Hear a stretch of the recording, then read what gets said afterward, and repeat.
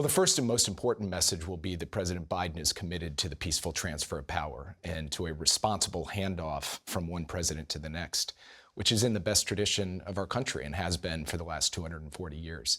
And then they will go through the top issues, both domestic and foreign policy issues,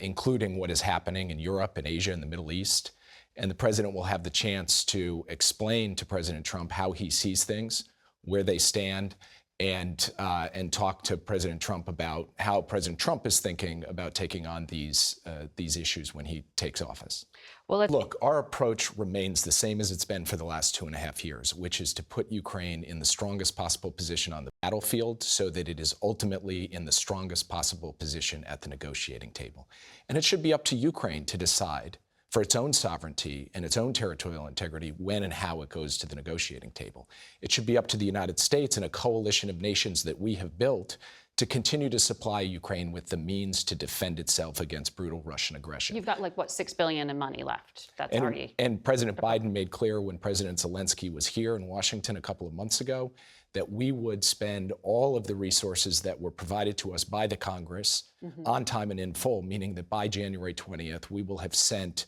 the full amount of resources and aid to Ukraine the Congress has authorized. And of course, President Biden will have the opportunity over the next 70 days to make the case to the Congress and to the incoming administration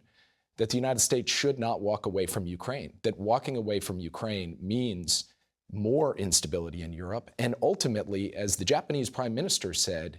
if we walk away from Ukraine in Europe, the question about America's commitment to our allies in Asia will grow. Do you mean President Biden's going to ask Congress to pass more money for Ukraine before he leaves office? Look, I'm not here to put forward a specific legislative proposal, but President Biden will make the case that we do need ongoing resources for Ukraine beyond the end of his term,